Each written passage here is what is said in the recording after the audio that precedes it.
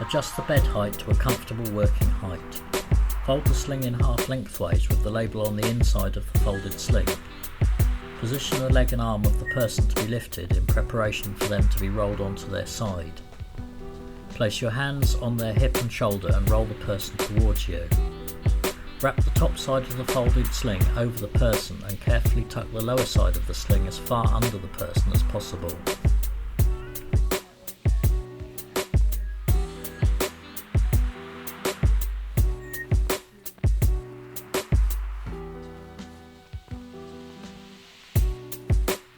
Roll the person back onto their back.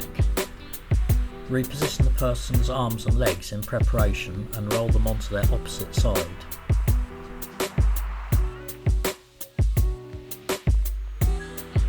Carefully pull the sling through and flatten it out on the bed.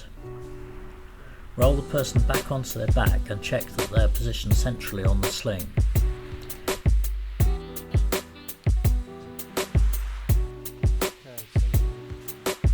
Carefully draw the pommel between the person's thighs. Pass the leg suspension strap through the thinner pommel straps. The sling is now fitted and ready for the hoist. Bring the hoist over the middle of the person to be lifted. Attach all the suspension straps securely to the hooks of the hoist spreader bar. Advice on which loops to use is given on the posture management section of the film. Constantly checking that no part of the person is trapped and that the sling is not snagged, operate the hoist to commence the lift. Depending on the lifting height of the hoist, you may need to guide the legs of the person over the bed. If the bed is height adjustable, lowering it will give you better clearance.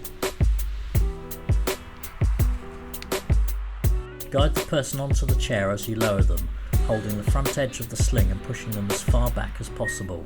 This avoids any repositioning needs after the transfer. Unattach the straps from the spreader bar and move the hoist clear so that it's not in your way. Unlink the loops at the pommel.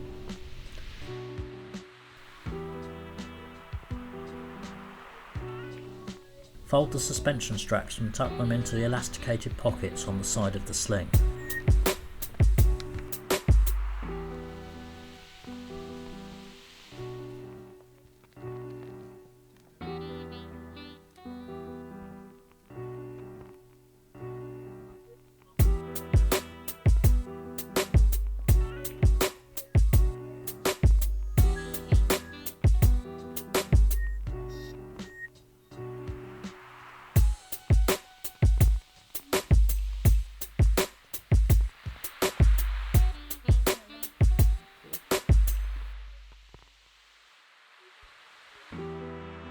Adjust the bed to its lowest position.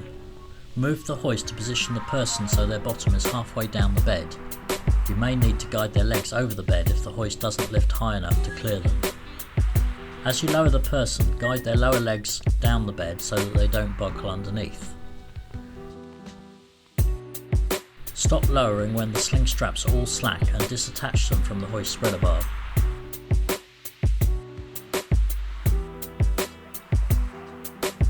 Move the hoist away so that it's not in your way. Unlink the pommel straps. Position the person's leg and arm ready to roll them.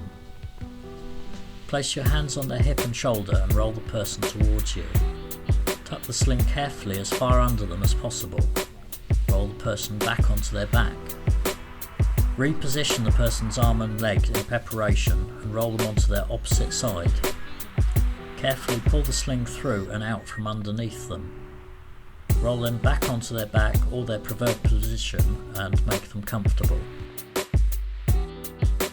This sling has adjustment loop inserts on the leg and the shoulder suspension straps. Using the leg suspension straps on their longest position and the shoulder suspension straps in their shortest position will give the most upright sitting posture. Using the leg suspension straps in their shortest position and the shoulder straps in their longest position will give the most reclined position. An upright sitting position can make it easy to position a person in the chair, but increases pressure under the thighs. A reclined posture is more comfortable for the person in the sling, but can often make it difficult to position a person in the chair. Using a tilting space or reclining chair will overcome this, or back care advisors teach various techniques that will help. The optimal position for a person should be assessed by a back care advisor, an occupational therapist or another competent clinician at the time of prescribing the sling.